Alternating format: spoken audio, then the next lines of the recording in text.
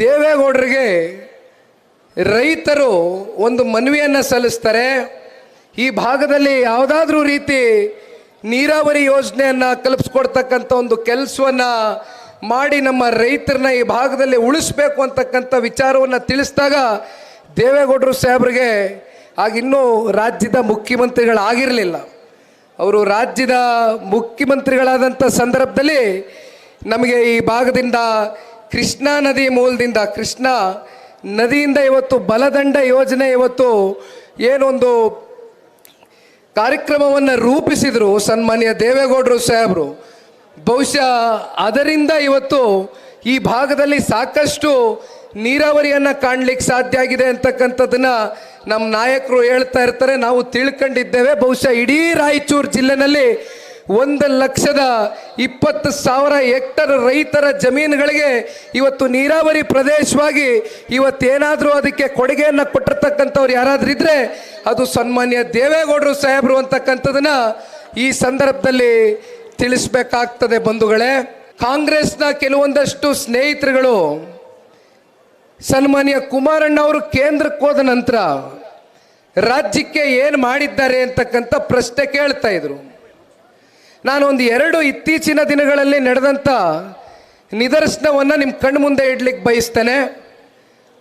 ಒಂದು 6-8 ತಿಂಗಳುಗಳ ಹಿಂದೆ ತಂಬಾಕುವನ್ನು ಬೆಳೀತಕ್ಕಂಥ ಮೈಸೂರು ಭಾಗದ ಕೆಲವೊಂದಷ್ಟು ರೈತಾಪಿ ವರ್ಗ ಅವರು ಬೆಳೆದಂಥ ಬೆಳೆಗೆ ನಿಗದಿತ ಬೆಲೆ ಸಿಕ್ಕಿಲ್ಲ, ಅವರು ಖರೀದಿ ಆಗ್ತಾ ಇಲ್ಲ ಖರೀದಿ ಕೇಂದ್ರದಲ್ಲಿ ಅಂತಕ್ಕಂಥ ಪ್ರಸ್ತಾವನೆ ಇಟ್ಟಾಗ ಒಂದು ನಿಯೋಗ ಬಂತು. ಆ ನಿಯೋಗವನ್ನು ನವದೆಹಲಿಗೆ ಕರ್ಕೊಂಡೋಗಿ ಕುಮಾರಣ್ಣ ಅವರ ಉದ್ಯೋಗ ಭವನದಲ್ಲಿ ಅವತ್ತು ಅವರೇನು ಬಂದು ಕೂತಿದ್ರು. ಆ ಸಂದರ್ಭದಲ್ಲಿ ನಮ್ಮ ಪುಣ್ಯಕ್ಕೆ ಕಾಮರ್ಸ್ ಮಂತ್ರಿಗಳಾಗಿರ್ತಕ್ಕಂಥ ಪಿಯೂಷ್ ಗೋಯಲ್ರವರು ಕೂಡ ಇದ್ದರು. ಆ ಸಂದರ್ಭದಲ್ಲಿ ಒಂದು ಅರ್ಧ ಗಂಟೆ ಸಮಾಲೋಚನೆ ರೈತರ ಜೊತೆ ನಡೆಸಿದರು. ಸನ್ಮಾನ್ಯ ಕುಮಾರಣ್ಣ ಅವರು ಕೇಳಿದರು, ದಯವಿಟ್ಟು ನಮ್ಮ ತಂಬಾಕು ಬೆಳೆಗಾರರ ಸಂಕಷ್ಟದಲ್ಲಿದ್ದಾರೆ, ಪ್ರಕೃತಿಯ ವಿಕೋಪಕ್ಕೆ ಎಷ್ಟೋ ಸಲ ಮಳೆ ಧಾರಾಕಾರವಾಗಿ ಸುರಿದಾಗ ತಂಬಾಕು ಬೆಳೆಗಾರರು ಅವರು ಬೆಳೆ ನಾಶ ಆಗಿರ್ತಕ್ಕಂಥ ಉದಾಹರಣೆಗಳು ಜಾಸ್ತಿ ಇದೆ.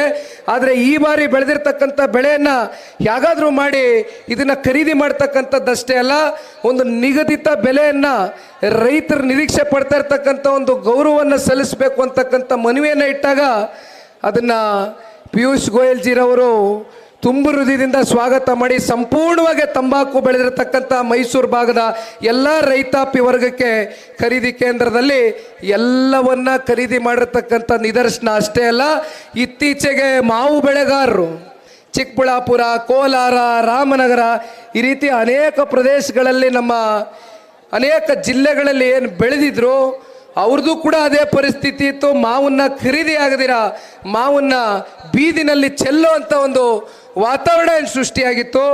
ಆ ಸಂದರ್ಭದಲ್ಲಿ ಸನ್ಮಾನ್ಯ ಕುಮಾರಣ್ಣವರು ಕೇಂದ್ರದ ಕೃಷಿ ಮಂತ್ರಿಗಳಾಗಿರ್ತಕ್ಕಂಥ ಶಿವರಾಜ್ ಸಿಂಗ್ ಚೌಹಾಣ್ ಜಿರವರಿಗೆ ಒಂದು ಪತ್ರವನ್ನು ಬರೀತಾರೆ, ಒಂದು ಮನವಿಯನ್ನು ಸಲ್ಲಿಸ್ತಾರೆ. ಅವರು ಮನವಿ ಸಲ್ಲಿಸಿದ ಕೇವಲ 2 ದಿನಕ್ಕೆ ಕೇವಲ ಅವರು ಪತ್ರ ಬರೆದಿರ್ತಕ್ಕಂಥದ್ದಷ್ಟೇ ಅಲ್ಲ, ದಿವಸಕ್ಕೆ 2 ಕರೆ ಮಾಡ್ತಾರೆ. ಯಾಗಾದರೂ ಮಾಡಿ ನಮ್ಮ ಮಾವು ಬೆಳೆಗಾರರನ್ನ, ನಮ್ಮ ರೈತರನ್ನ ಬದುಕಿಸ್ಬೇಕು, 2.5 ಲಕ್ಷ ಮೆಟ್ರಿಕ್ ಟನ್ ಬೆಳೆದಿರ್ತಕ್ಕಂಥ ಮಾವನ್ನ ಹೇಗಾದರೂ ಮಾಡಿ ಖರೀದಿಯನ್ನು ಮಾಡ್ತಕ್ಕಂಥದ್ದಕ್ಕೆ ನೀವು ಹೆಜ್ಜೆಯನ್ನು ಇಡಬೇಕು ಅಂತಕ್ಕಂಥ ಮನವಿಯನ್ನು ಕೇಂದ್ರದ ಕೃಷಿ ಸಚಿವರಿಗೆ ಮಾಡಿದಂಥ ಸಂದರ್ಭದಲ್ಲಿ ಅದು ಕೂಡ ಇವತ್ತು ಪರ್ ಟನ್ಗೆ 1,616 ರೂಪಾಯಿ ಇವತ್ತು ಫಿಕ್ಸ್ ಆಗಿ ಇವತ್ತು ಏನು ಗೌರವ ಸಿಕ್ಕಬೇಕಾಗಿದೆ ರೈತರಿಗೆ ಗೌರವವನ್ನು ಕೊಟ್ಟಿದ್ದೇವೆ. ಇಂದಿನ ರಾಜ್ಯದ ಮುಖ್ಯಮಂತ್ರಿಗಳು 2013 ಮತ್ತು 2018 ಮಧ್ಯೆ ಅವರೇ ಮುಖ್ಯಮಂತ್ರಿಗಳಾಗಿದ್ದರು. ರೈತಾಪಿ ವರ್ಗ ಸಾಕಷ್ಟು ಆತ್ಮಹತ್ಯೆ ಪ್ರಕರಣಗಳು ನಮ್ಮ ಕಣ್ಣು ಮುಂದೆ ಬೆಳಕಿಗೆ ಬಂತು. ಸಾಕಷ್ಟು ಆತ್ಮಹತ್ಯೆಗಳಾಯಿತು, ರೈತರು ಪ್ರಾಣ ಕಳ್ಕೊಂಡ್ರು. ಇಡೀ ರಾಜ್ಯಾದ್ಯಂತ 3,000ಕ್ಕೂ ಹೆಚ್ಚು ರೈತಾಪಿ ವರ್ಗ ನಿಟ್ಟುಸಿರು ಬಿಟ್ಟಿರ್ತಕ್ಕಂಥದ್ದನ್ನು ನಾವು ನೋಡಿದ್ವಿ.